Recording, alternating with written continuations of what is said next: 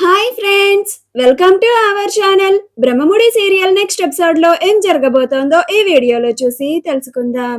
అప్పుని సస్పెండ్ చేయించిన యామిని అసలేం జరిగింది అని తెలుసుకోవడానికి ఈ వీడియోని స్కిప్ చేయకుండా ఎండ్ వరకు చూసేయండి. శ్రీను సురేష్ లు ఇద్దరు యామిని చెప్పినట్లుగా అప్పు వాళ్ళ దగ్గర లంచం తీసుకున్నట్టు ఏసీపీ ముందు నటిస్తారు. అప్పుడు వాళ్ళు వచ్చి అప్పుని రెడ్ హ్యాండెడ్ గా పట్టుకొని నిజంగానే అప్పు వాళ్ళ దగ్గర లంచం తీసుకున్నట్టు కన్ఫర్మ్ చేసి అప్పు మీద ఎఫ్ఐఆర్ ని ఫైల్ చేపిస్తారు. అలా అప్పుని అరెస్ట్ చేస్తారు.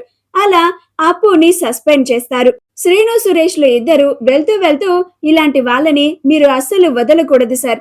మీలాంటి మంచి ఆఫీసర్స్ వల్లనే మా పేదవాళ్ళు ఇప్పుడు ఇలా సంతోషంగా ఉంటున్నారు. లేకపోతే ఇలాంటి ఆఫీసర్స్ వల్ల మా పేదవాళ్ళు వాళ్ళు అడిగినంత లంచం కట్టలేక చాలా కష్టాలు పడుతున్నారు అని ఉన్నవి లేనివి అన్ని చెప్తారు. అప్పుడు ఆ ఏసీపీ నిజంగానే అప్పు వాళ్ళ దగ్గర లంచం తీసుకుందని అప్పుని ఎల్లుండు కోర్టులో ప్రొడ్యూస్ చేస్తాము అని చెప్తాడు. అప్పు మీద చాలా సీరియస్ యాక్షన్ ని తీసుకుంటాడు. రాజ్ కావ్యలు ఇద్దరు బోర్డ్ మీటింగ్ లో ఉంటారు. యామినితో కాల్ ని మాట్లాడిన తర్వాత కావ్య చాలా కంగారు పడిపోతూ బోర్డ్ మీటింగ్ కి వెళ్తూ ఉంటుంది. ఈలోగా సిద్ధార్థ్ ఎండిని చేంజ్ చేయాలని మేమంతా డిసైడ్ అయ్యాం రాజ్ అని అంటాడు. అప్పుడు రాజ్ ఎందుకు అని అంటాడు. అప్పుడు సిద్ధార్థ్ లాస్ట్ 6 months గా కంపెనీ టర్న్ ఓవర్ పడిపోయింది, అందుకనే ఎండిని చేంజ్ చేయాలని మేమంతా డిసైడ్ అయ్యాం అని అంటాడు. అప్పుడు రాజ్ అయితే కంపెనీ టర్న్ ఓవర్ పడిపోయిందని ఎండిని చేంజ్ చేస్తారా అని అంటాడు.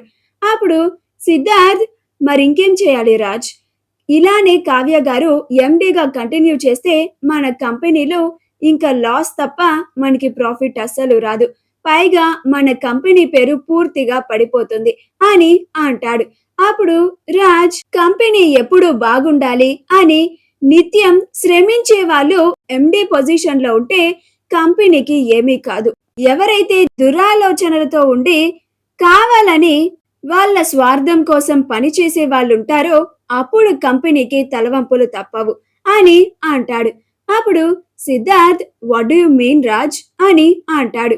అప్పుడు రాజ్ నేనేం చెప్పానో ఎవరికి చెప్పానో అర్థం అవ్వాల్సిన వాళ్ళకి అర్థమైతే చాలు, నేను అర్థం అయ్యింది అని అనుకుంటున్నాను అని అంటాడు.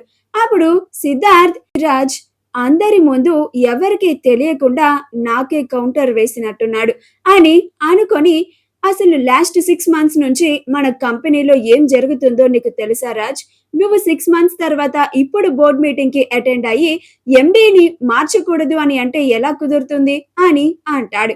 అప్పుడు రాజ్ ఎందుకు కుదరదు, కావ్య గారి వల్ల మన కంపెనీకి చాలా మంచి ప్రాజెక్ట్స్ వచ్చాయి, వాటి వల్ల మన కంపెనీకి చాలా ప్రాఫిట్స్ వచ్చాయి, చాలా మంచి పేరు కూడా వచ్చింది అని అంటాడు. పైగా ఇప్పటి నుంచి నేను కూడా ఉంటాను అని అంటాడు. అప్పుడు సిద్ధార్థ్ నువ్వున్న పొజిషన్ కి నీ హెల్త్ కండిషన్ కి నువ్వు కంపెనీని హ్యాండిల్ చేయలేవు రాజ్ అని అంటాడు. అప్పుడు రాజ్ నాకేమైంది, నేను చాలా బాగున్నాను, నా హెల్త్ కూడా చాలా బాగుంది అని అంటాడు. అప్పుడు సిద్ధార్థ్ లేదు రాజ్, నీకు యాక్సిడెంట్ అయిన తర్వాత నువ్వు గతాన్ని మర్చిపోయావు, అది ఇక్కడున్న అందరికీ తెలుసు, నీకు లాస్ట్ 6 months అలాగే అంతకు ముందు జరిగినవేవి గుర్తులేవని కూడా తెలుసు అని అంటాడు. అప్పుడు రాజ్ నాకు అన్నీ గుర్తున్నాయి, నువ్వు మీ నాన్నగారు కలిసి చేసిన ఫ్రాడ్ కూడా గుర్తుంది అని అంటూ ఉంటాడు. అప్పుడే కావ్య అక్కడికి వస్తుంది. కావ్య వేసుకున్న లాంటి desi creed brass chain with pendant మీకు కూడా కావాలా? అయితే వెంటనే స్క్రీన్ మీద డిస్ప్లే అవుతున్న షాపింగ్ ఐకాన్ ని కానీ డిస్క్రిప్షన్ లో ఉన్న లింక్ ని క్లిక్ చేసి కానీ వెంటనే మీ ఆర్డర్ ని ప్లేస్ చేసుకోండి. రాజ్ మీ నాన్నగారు ఎవరికి తెలియకుండా జింబాబ్వే నుంచి దొంగ బంగారాన్ని మన కంపెనీకి తీసుకురావాలి అని అనుకున్నారు, నువ్వు కూడా అందులో భాగం పంచుకున్నావని కూడా తెలుసు. ఈ విషయం కేవలం నలుగురికి మాత్రమే తెలుసు, నీకు, మీ నాన్నకి, నాకు, మా తాతగారికి అని అంటాడు. ఆ మాట వినగానే సిద్ధార్థ్ ఆశ్చర్యపోతాడు. రాజ్ కి గతం గుర్తులేదు అన్నారు కదా, ఈ విషయం ఎలా తెలిసింది అని అనుకుంటూ ఉంటాడు. కావ్య కూడా ఆశ్చర్యపోతుంది, ఈయనకి ఇవన్నీ ఎలా తెలుసు, ఈయనకి గతం గుర్తుకు వచ్చేసిందా అని అనుకుంటూ చాలా సంతోషపడిపోతూ ఉంటుంది. అలా రాజ్ ఇప్పుడు చెప్పు సిద్ధార్థ్, అసలు నిజంగా ఎవరికీ తెలియకుండా ఫ్రాడ్ చేయాలనుకొని నీ స్వార్థం కోసం నీకు ఎక్కువ ప్రాఫిట్స్ రావాలి అని అలా ఫ్రాడ్ చేసే నువ్వు బెటరా, లేక కంపెనీ బాగుండాలి అని తన సాయి శక్తులా ప్రయత్నించే కావ్య గారు ఈ కంపెనీకి బెటరా అని అంటాడు.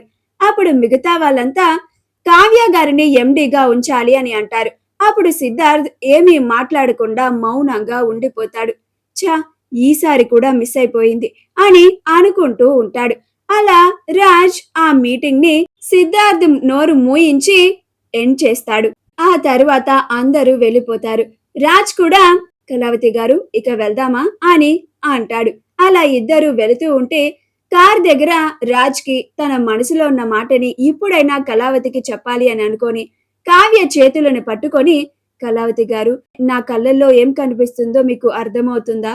ఇప్పటి వరకు నేను తాపత్రయపడింది, తపన పడింది మీకోసమేనండి అని తన మనసులోని మాట చెప్పబోయేలోపు ఈలోగా యామిని రాజ్ బోర్డ్ మీటింగ్ లో సిద్ధార్థ్ నోరుని మూపించాడు అని తెలుసుకొని ఎక్కడ రాజ్ మళ్ళీ కావ్యకి ప్రపోజ్ చేసేస్తాడేమో అని వెంటనే కావ్యకి కాల్ చేస్తుంది. అలా కావ్య యామిని కాల్ చేస్తుందని, రామ్ గారు ఒక్క నిమిషం కాల్ మాట్లాడి వస్తాను అని అంటుంది. అప్పుడు రాజ్ అలాగేనండి అని అంటాడు. అలా కావ్య పక్కకి వెళ్లి కాల్ మాట్లాడుతుంది. అప్పుడు యామిని, ఏంటి కావ్య, కంపెనీ పవర్స్ నీ చేతిలో నుంచి పోకుండా నీ దగ్గరే ఉన్నాయి అని సంబరపడిపోకు. నీకు ఇంకొక సర్ప్రైజ్ ఉందని చెప్పాను కదా, అదేంటో చెప్పమంటావా అని అంటుంది. అప్పుడు కావ్య ఏంటది అని అంటుంది. అప్పుడు యామిని, నీ చెల్లెలు అప్పుని సస్పెండ్ చేశారు అని అంటుంది. ఆ మాట వినగానే కావ్య ఆశ్చర్యపోతుంది. అప్పుని సస్పెండ్ చేయడం ఏంటి అని అంటుంది.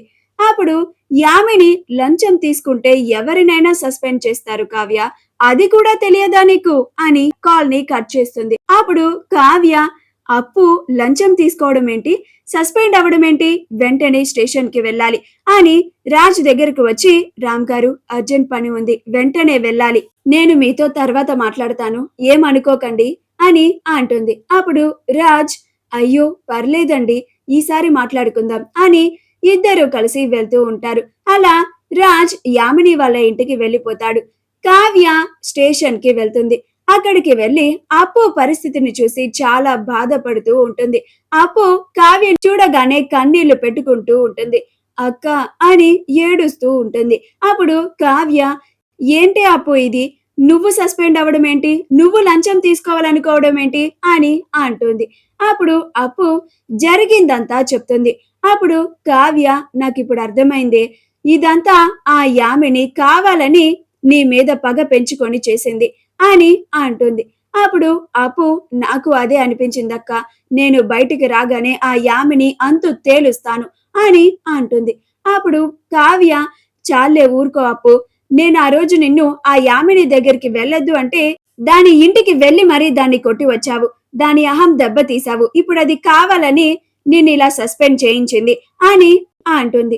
మా వీడియో కనుక మీకు నచ్చినట్లయితే లైక్ చేయండి, షేర్ చేయండి, మా ఛానల్ ని సబ్స్క్రైబ్ చేసుకోండి, పక్కనే ఉన్న బెల్ ఐకాన్ ని క్లిక్ చేయడం మాత్రం మర్చిపోకండి.